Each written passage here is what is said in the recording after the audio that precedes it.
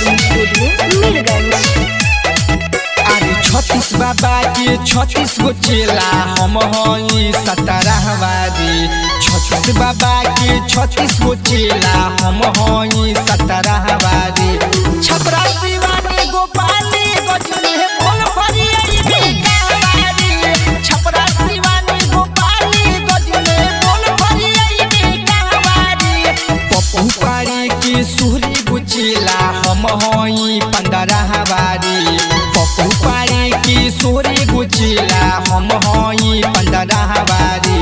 भटनी देवरिया गोरखपुर में बोल फरियाई बेकावारी।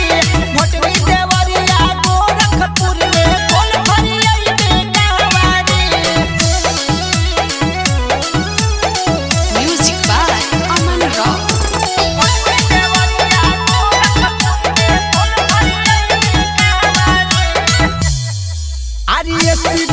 डीएम विधायक से चलेला हमार नेवता हो। ई मत बुझिए हमरा के बात होई हम कोई के देवता हो। ए हो एसपी डीएम विधायक से चलेला हमार नेवता हो। ई मत बुझिए हमरा के बात होई हम कोई के देवता हो। पिहिले गाजा लेनी खूबे माजा होई ना हम बौरा हवारी। पिहिले गाजा लेनी खूबे माजा होई ना हम बौरा हवारी। कटिया जमुना बस देवरी में बोल फरियाई बेकावारी।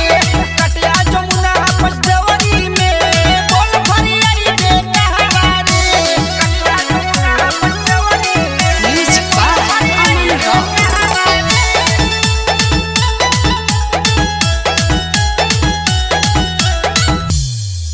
अरे हलचल दिने से के डरे ए बाबू हो जाला सड़क जाम हो। फ्याजुल दीवाना के सुनो रोजाना बाटे चनावे में नाम हो। ए बेटा बुझाई हो। अरे हलचल दिने से के डरे ए बाबू हो जाला सड़क जाम हो। फ्याजुल नीतीश के सुनो रोजाना बाटे चनावे में नाम हो। काटिले ऐसन मंगे ना पानी होई ना हम खौरा हवारी। काटिले ऐसन मंगे ना पानी होई हम ना खौरा हवारी। सासा मुसा उचाए कोट में बोल फरियाई बेकावारी। सासा मुसा उचाए कोट में बोल फरियाई बेकावारी। अरे सब बबे के राजवा बुझल। सेवा रिकॉर्डिंग स्टूडियो मीरगंज।